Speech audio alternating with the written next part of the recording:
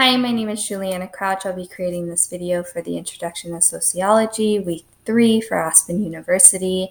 This is like my 1200 video. The last video I created was 17 minutes long, so I have 9 minutes to fit this all in. So we'll get started. The first question is, imagine you are the president of a Fortune 500 company. You started out as a secretary right out of high school. You worked your way to the top. The vice president and CEO are always at odds. And as an expressive leader, how do you resolve this social dilemma and restore order in the leadership positions between these two officers? I would have a meeting with them. I would sit down, the three of us, and have a conversation. I don't believe that people just don't like each other. I believe that it's a personal issue or a situation or a misunderstanding that had happened. So by identifying the root of the problem, I believe would ignite the pathway to resolving it through this meeting. I would then ask them to identify the ways that they best like to be communicated to. So whether that's through email, phone message, IM, in person, whatever have you, I would ask them to identify that. As top leaders, we have to communicate. And so just knowing and identifying your best form of communication is super important. So if they need something to be communicated to them that's happy, sad, constructive criticism, and so on and so forth, I would want that identified for both of those leaders. To make a lasting impression on my CEO and vice president, I wouldn't just have one meeting with them, but several meetings with them. I think after the first meeting, they would be kind of on a high and we're going to get along now. And throughout the weeks, it would probably die out. And so to make a lasting effect, I would want to hire a communication professional to come in and to teach us how to communicate with each other. I don't think it's just how we speak to one another. I think it's how we also perceive each other. And I think that's really important to know. Second question. Name 3 types of formal organizations and explain how each is different. Also explain a time when you were involved in one of these organizations and the positives and negatives it had with it. The 3 types of organizations are voluntary organizations. These people do not get paid. They come and go as they please. It is voluntary. I'm going to slaughter a lot of these names. I'm so sorry. Coercive organizations are organizations that people are subjected to. Examples are mental institutions and or prisons. And the 3rd type of organizations, which I am a part of, is a utilitarian organization. These organizations are considered to be universities, corporations, labor unions, government agencies, and so on. The utilitarian organization that I work at is a corporation. I work at one of the biggest medical organizations in the state of Arizona. Some pros and cons. Pros is it's well-established, amazing reputation.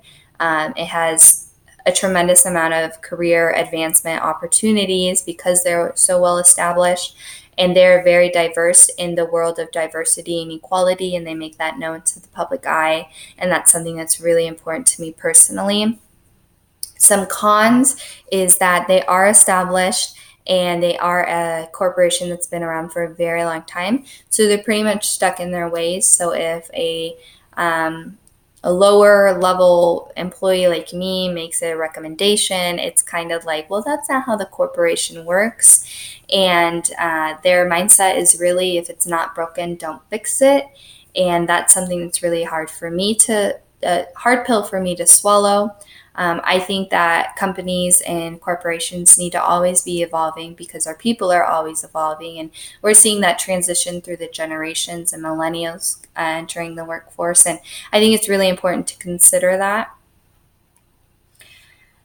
3rd question, you decide to run for public office. Although you have little to no experience with elections, holding office, or campaigning, you feel you can be successful since you helped a friend who served in the public office seat last term. Explain how this is a characteristic of WebR's ideal bureaucracy and what you will do to prove your competence under these characteristics. This touched on the 4th characteristic listed in WebR's ideal bureaucracy. Sorry, I apologize.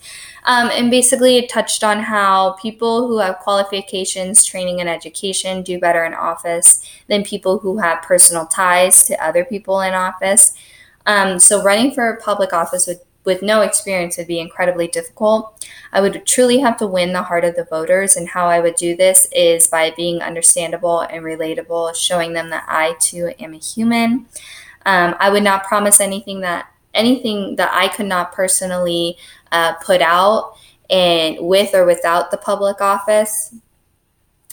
I would promise them, though, a leader who is willing to listen and consider any and all ideas. And I would practice this by being very present. I would go to town hall meetings, community events, school fundraisers, and so on. I would just be present. Because I have no experience, I would learn the town, study the laws, show them that I truly do want this. Fourth question was my favorite because I have been a manager in the past. And so number 4 is, as a creative manager of a small group of employees in the advertising department, you notice one of your designers has withdrawn from the meetings, offering no input. This employee's alienation concerns you. What would you do to socialize this employee and engage them into their job?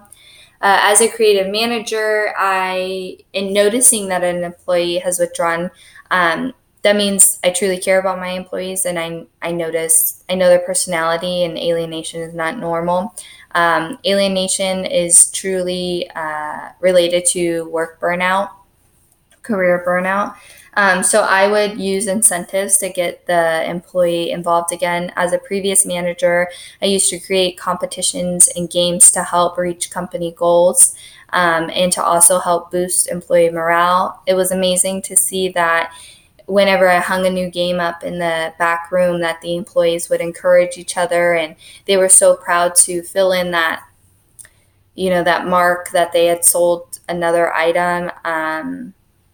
I think it's really important. People need to feel like they're working towards something more than that just benefits the company, something that can benefit them personally. People want to feel needed and want to feel wanted. So I think that's really important. And through these incentives, I hope that I would help the employee find the love for their job again. I think it's really important to love your job. And if you don't love it, you're not going to want to participate. You're not going to want to do it. So, and that leads to career burnout. So thank you so much for watching. I hope I answered all the questions correctly. Thanks again.